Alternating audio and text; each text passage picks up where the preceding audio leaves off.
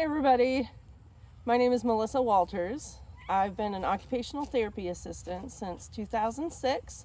I studied at Sinclair Community College for my OTA, and I've worked in several different areas of the field through both practicals and places of employment, mostly in the Dayton, Ohio area. So I've worked inner city schools, in the school system, outpatient hand clinic, outpatient, inpatient, post-op for hip replacement, things like that, acute care, all the usuals, long-term care, skilled nursing. And I knew when I got started with this that I wanted to work with animals to some capacity, primarily horses, specifically horses. I'm here at my farm today videoing this for you. So you'll see lots of animals running around. There will probably be some distractions like kittens, dogs. I have my two minis over here. This mini, the chocolate colored one, her name is Roxy. She is house trained and she used to visit Hospice of the Miami Valley with me. So we would visit hospice residents bedside. I'd take her to a facility maybe once a week, every other week. That's one way I got my foot in the door of doing something different. But to go back just a little bit more, Margie Bench Triangle Therapy in Eaton, Ohio. I toured her farm a couple of times. She did hippotherapy. So that was one of the major inspirations for me to get started working with horses and people, doing cool things, was visiting Margie, seeing what she did. Years later, after finishing school, graduating college, and figuring out what I wanted to be when I grew up, I started thinking more towards getting into the field that I really was interested in within our field, or the section of our field, which was hippotherapy. Around that time, I started studying with PATH International. So they are a certifying agency and accrediting agency as well for facilities in the realm of therapeutic riding, which you'll hear me talk about that as adaptive riding. Industry standards are trying to shift the way we talk about this a little bit, because when people hear therapeutic, they aren't thinking something therapeutic in nature, they are thinking therapy. And as a center, which most PATH centers are, or a lot of them, that offers therapeutic or adaptive riding, it's not a therapy service, although some do. Equine assisted services encompasses a lot. It encompasses mental health, emotional health, physical health. There's all sorts of things that can fall under this umbrella. Now, whether it is performed by an actual therapist or a PATH trained individual depends on the facility. The ones that I have worked at have primarily only offered adaptive riding with instructors who are teaching a riding skill, but also unintentionally working on those physical, mental, speech, mental health skills. And I hope that makes sense. So the goal, and I think the line between adaptive riding and hippotherapy, is that hippotherapists are client-centered and looking to improve something within the client, whether it be a physical dysfunction, giving them coping mechanisms in times of trauma or stress, processing through stress, learning to deal with grief, manage grief, peers, working with peers. We do that a lot at one of the facilities that I've worked at, and I'll go into that a little bit more. But equine assisted services, if taught by an adaptive riding instructor, is teaching an individual with a disability to ride a horse.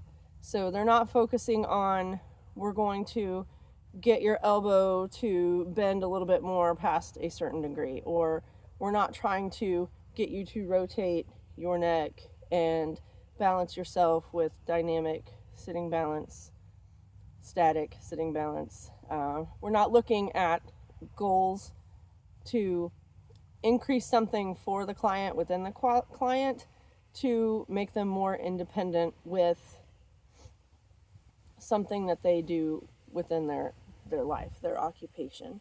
So when I get a participant in the realm of adaptive riding that comes in to see us, they're there to learn a recreational skill.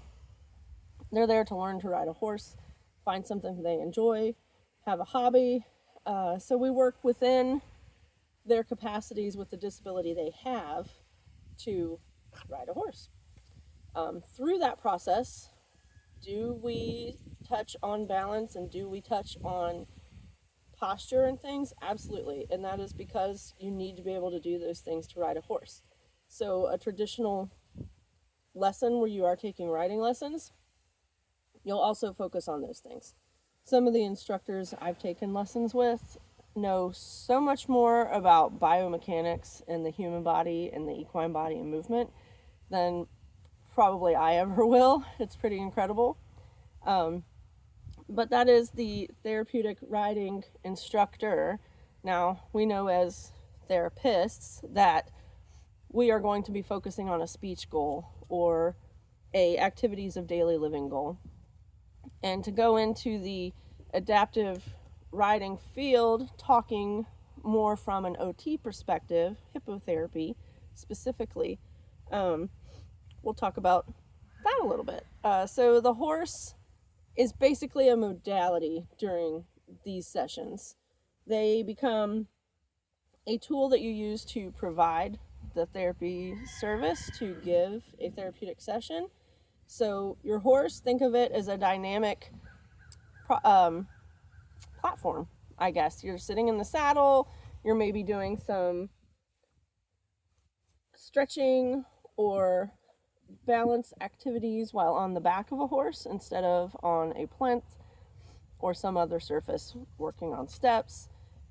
Things that we have done at one of the facilities that I work at, and maybe I should talk about that a little bit first. It's actually the shirt I'm wearing here.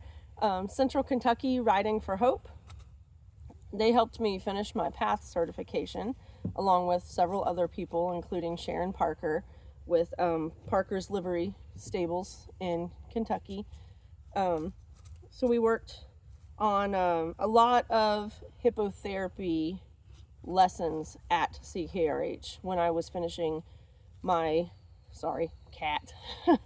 when I was finishing my PATH certification, and also with my OTA degree and registration, licensure, all that fun stuff here in Kentucky. So the clients that we saw were coming for both adaptive riding and therapeutic interventions, hippotherapy, at CKRH. They had mental health therapists on site. They had occupational therapists on site.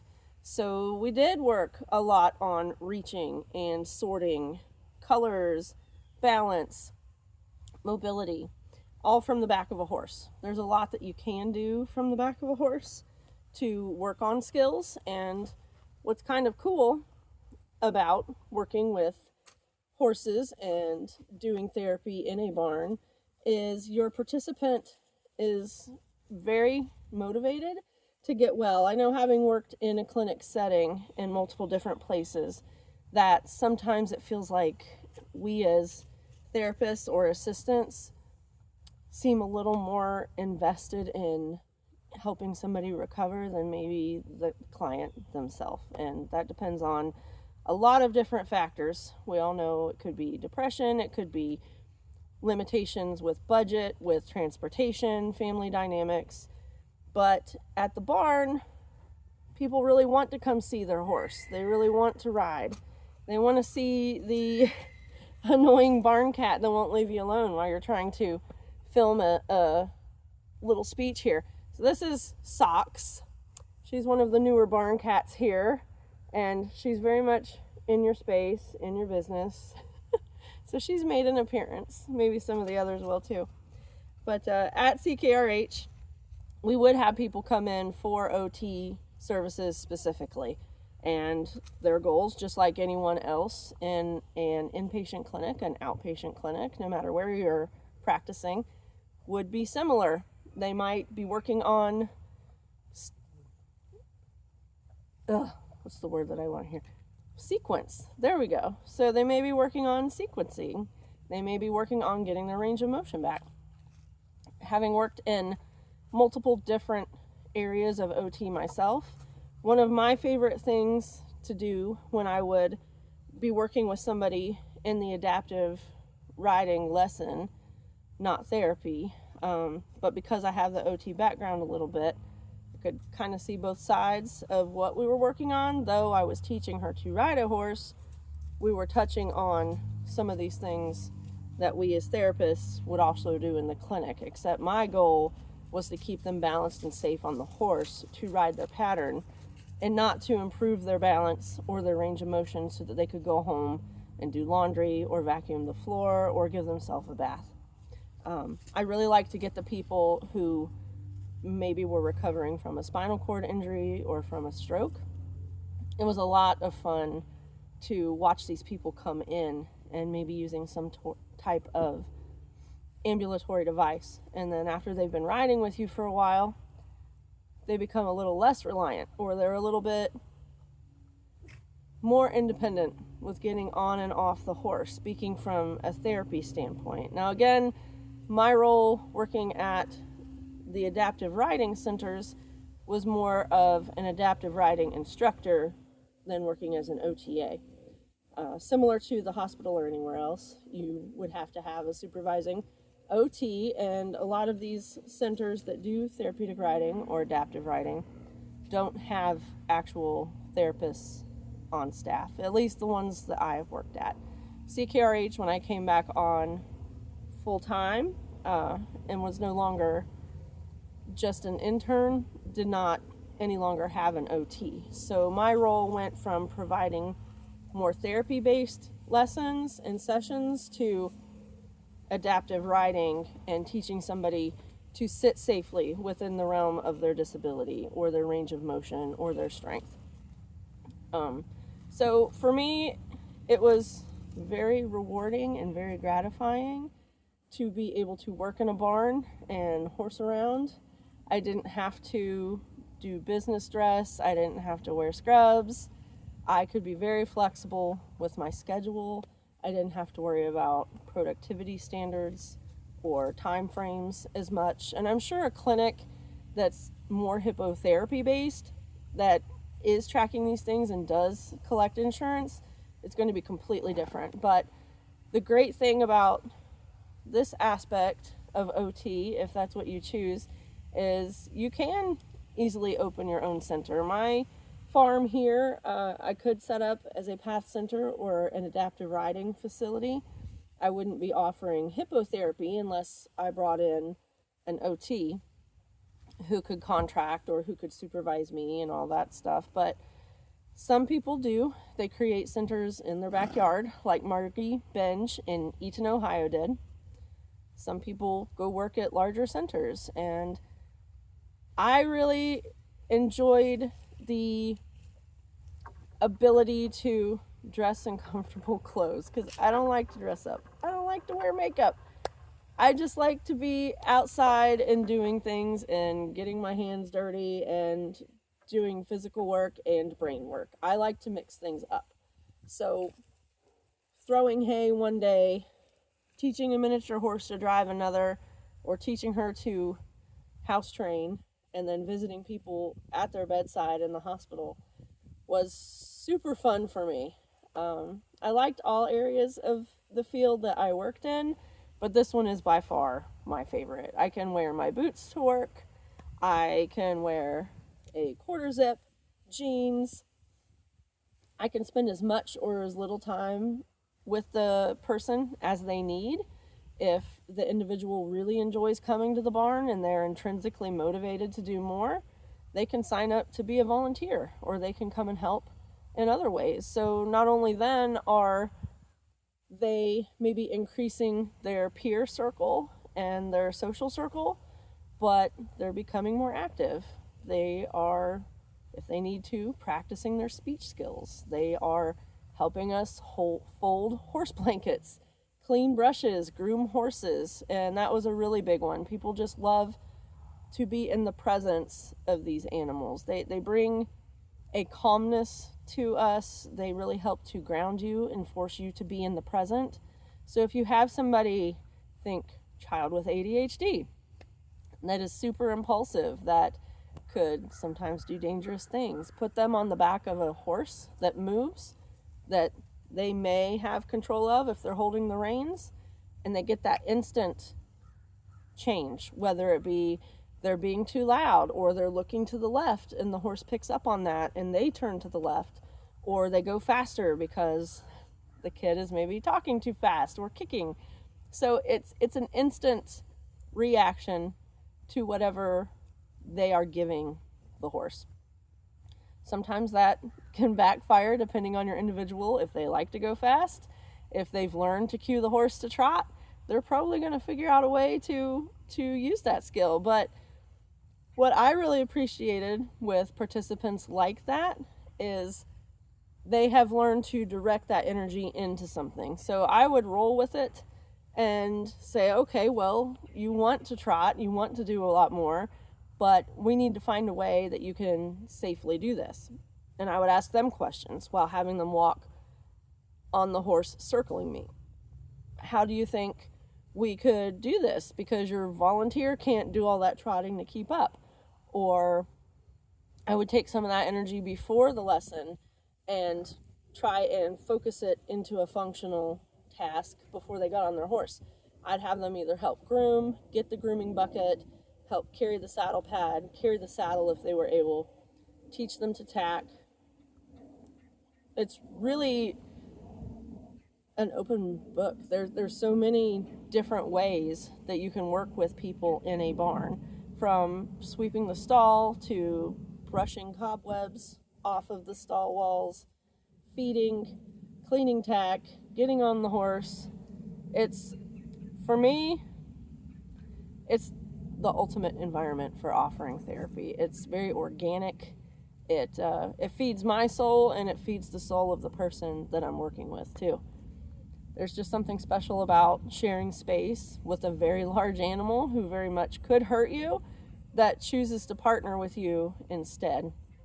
So being able to learn to lead a 1,200-pound horse and care for them, care for their tack, ride them, and control their feet and where they move, and do that in a quiet, controlled manner, there's a lot to be said there. And I fed the minis over here specifically today so that they would stay in frame, so that they could help make boring me a little more interesting. But I don't think I introduced Bubbles. Bubbles is the spotted pony here. She came from a rescue last year, so if she looks a little bit ribby, it's because she's about a 25-year-old retired broodmare who is now Roxy's best friend. So these two haven't done anything since living here in Kentucky. They're just retired pets, but occasionally we do have kids come here to the farm and visit, and they're great for little kids to develop confidence with. If you have a child that's very shy, that maybe won't speak up or doesn't like to do much in a social situation, the minis are wonderful for helping to break through that wall and get them to talk a little bit more. Once they learn the horse and learn a little bit more about handling them, working with them, they can start sharing what they know with others. And we found that a lot of times they're happy to do that. They love to tell you their pony's name, what their favorite treat is, where their favorite scratchy place is, how to tack them up. It's a fun thing for them to talk about because they're not talking about themselves. There's not that stress of, oh, well, my name is whatever, and this is what I enjoy. And they're talking now about their pony and the things the pony likes. And eventually, they'll get to that point, Socks is back, they'll get to that point where maybe they're a little more comfortable talking about themselves too. Well, when I started, I didn't know what a lead rope was, and I didn't know that I had to walk on the left side of the pony. And did you know if you do this thing that maybe they'll start talking more about their experience and the things that they do like and the things maybe that were hard or difficult. And that seems to open a lot of other doors going forward. Horses are excellent confidence builders, whether they're 36 inches tall or they're about 5 to 6 feet tall at their wither. So there's a lot of ability to have equine assisted learning as well, which is another program that we offer at CKRH. There's an actual school inside of the barn, partnered with Fayette County Community Schools. So the kids get barn time every day instead of gym time. So in the barn, they learn some of the things we just talked about: grooming, leading, horsemanship, how to operate and move safely around a horse, how to take care of their environment, to look for disease or other issues health-wise with the horses. These kids that come to this program are typically at risk. They don't have good family support. Maybe they are living in their vehicle. Maybe they're living with another family because they don't have anybody there to support them, or even a family to live with. So when they come to the barn, they've got this large animal that just has all the time in the day to listen to them and has the patience to work through whatever it is that they are struggling with, whether they themselves, the client that day, are struggling with patience, or maybe they're angry. What's really great about the horses in this situation, and specifically with this population, is a lot of these kids do have a lot of anger.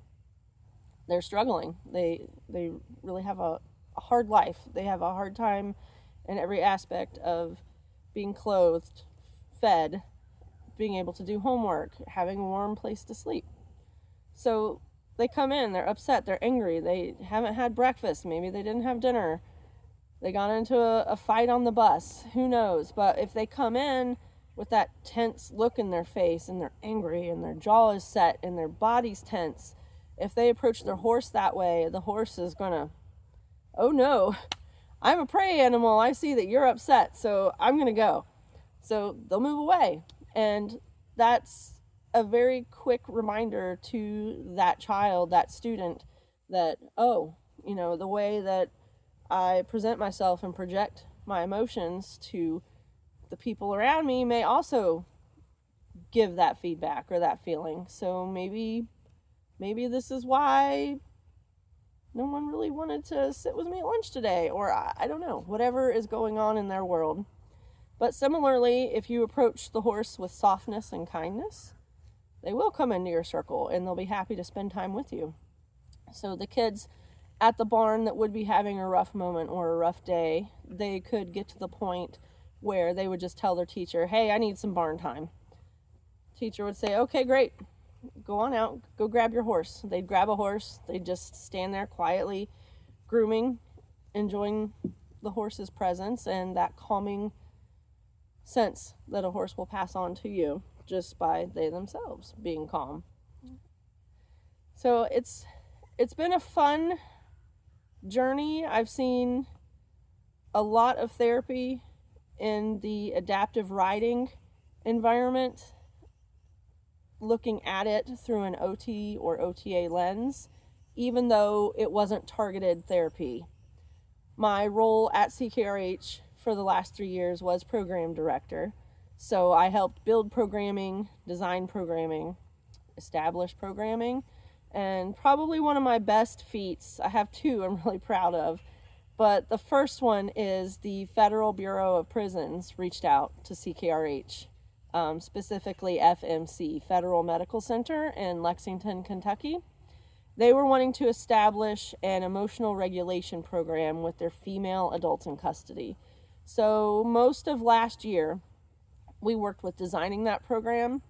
I was able to get several staff on board that had the ESMHL certification through PATH, Equine Services in Mental Health and Learning. So what happens with this certification is the ESMHL certified individual will manage the horse and design the equine activities to go in hand with the supervising therapist or psychotherapist. So the prison has several psychotherapists and mental health providers on staff. We worked hand in hand with our staff and the prison mental health team to develop activities that would kind of push the envelope a little bit with emotions, but would also give a safe, controlled space for these women in custody to experience those feelings and then learn to process them with the horse, which was really, really cool. We would use our retired racehorses, thoroughbreds, to do this. These horses, if you see them on TV, you cannot appreciate their size until you're standing right there with them. A lot of them would be about 6 foot tall at their wither. And if you don't know horses, you don't know what I'm talking about.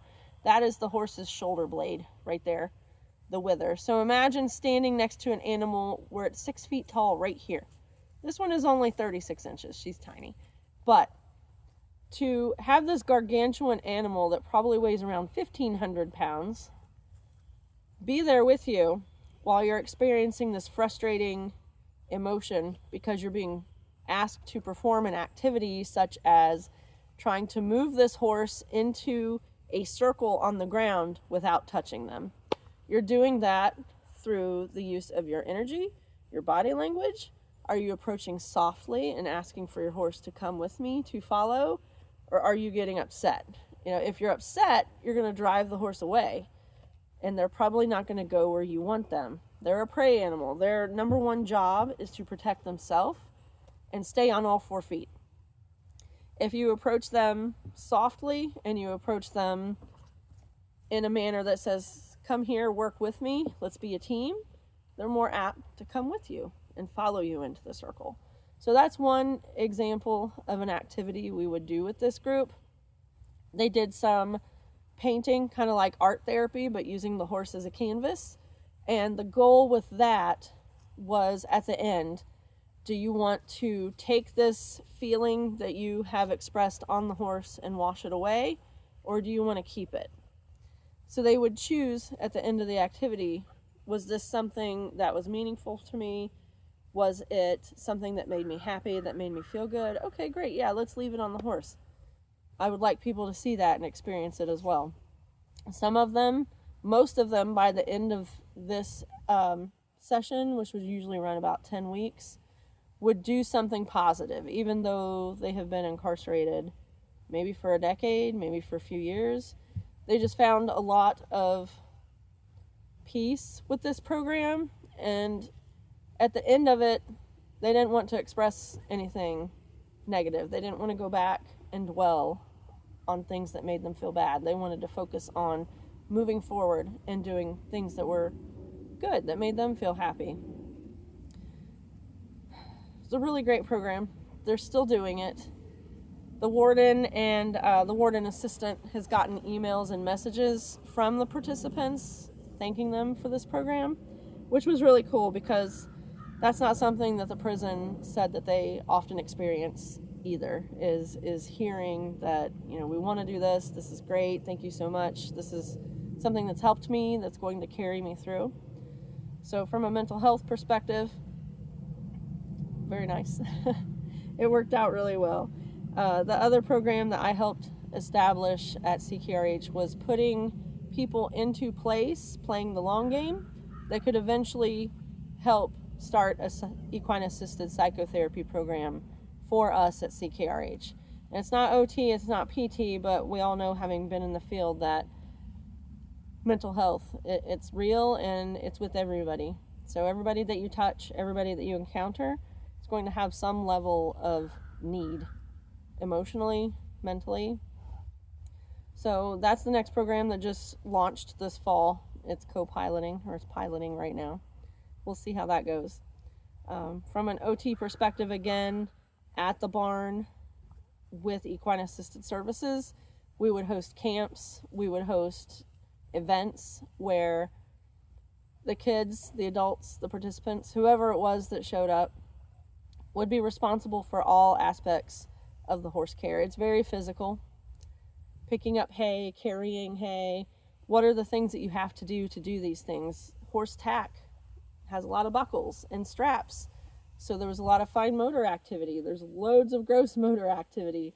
There's tons of opportunity to work on both standing balance and dynamic balance. It's just a really good way, in my opinion, to offer therapy that just feels organic.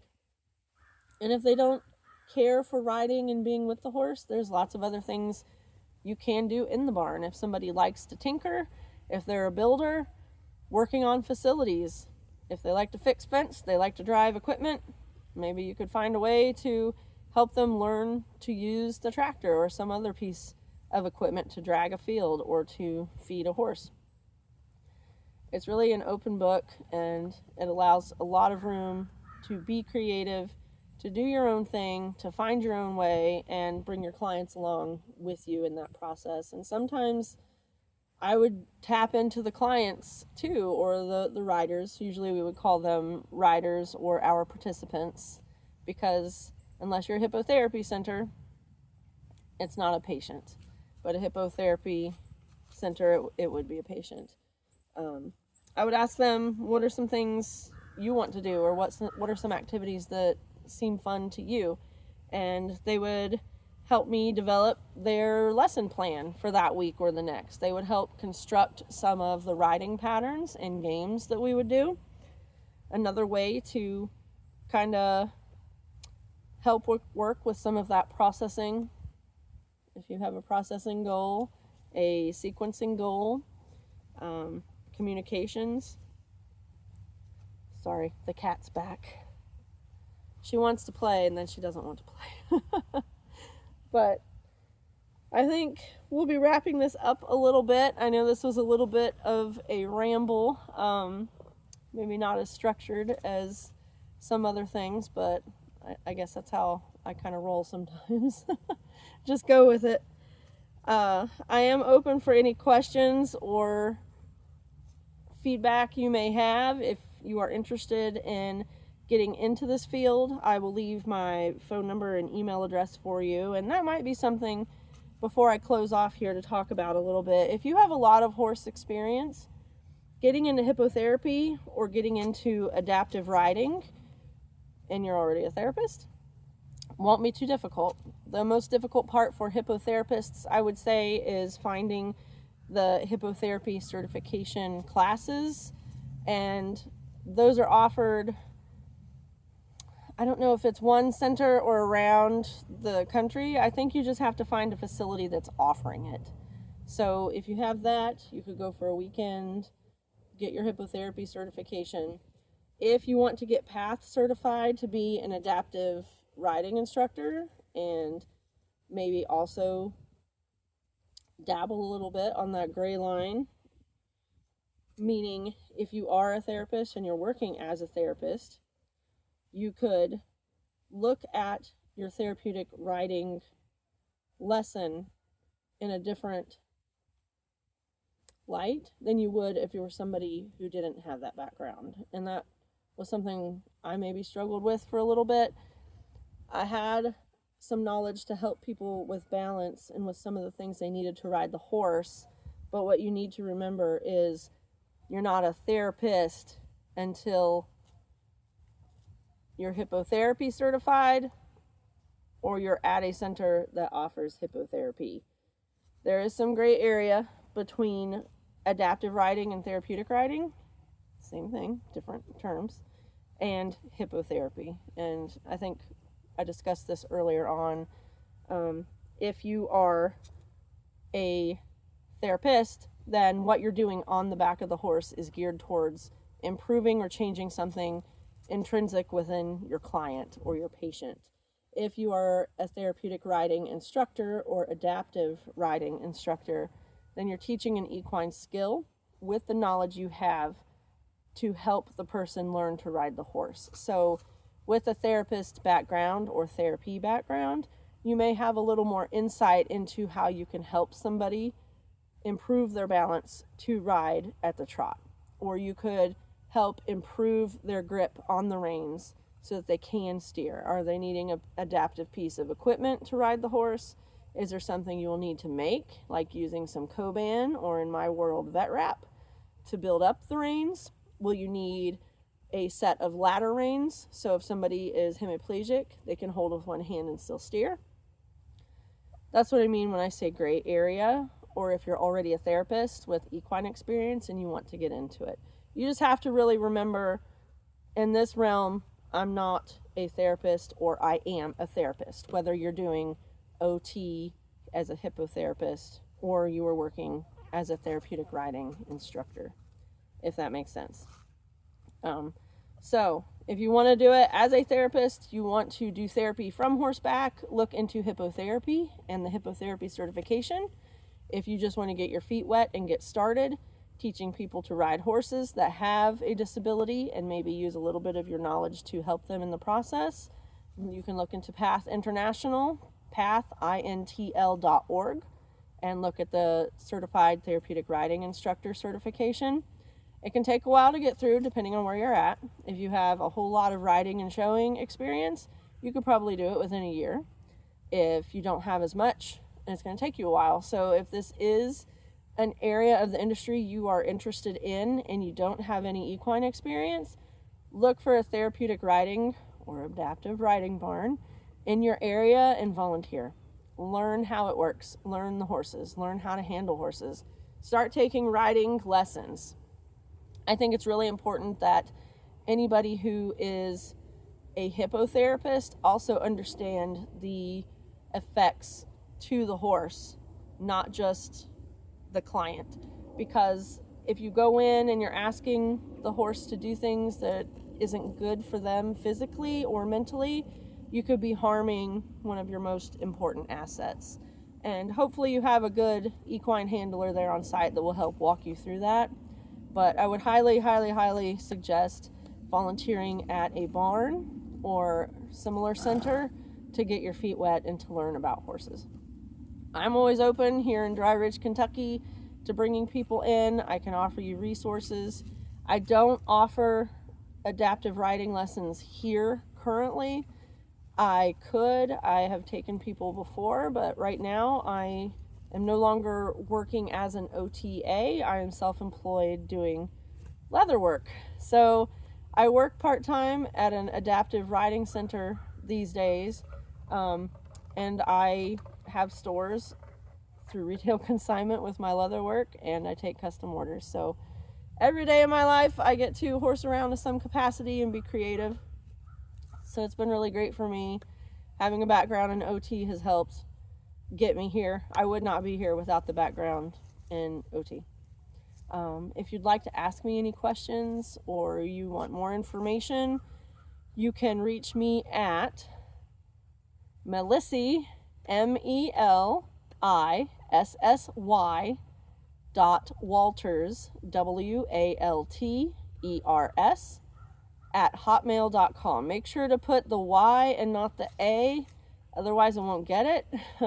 And sometimes autocorrect will fix it. So make sure to check that. You can also find me on Facebook, Melissa Walters in Dry Ridge. My leather business, if you want to look me up there, is SHL Silver Hill Leather LLC. The cat's back. I'm on socials a lot. I'm easy to reach that way. I don't usually give out my phone number because I'm a little bit of an introvert, so I like to reach out through email or messenger before we go up to phone calls. But you can find me in either of those areas. I'm happy to answer questions. I'm happy to help guide if you need any more information. So thank you for listening to my ramble and watching my minis, and good luck to you, and have a great rest of your week.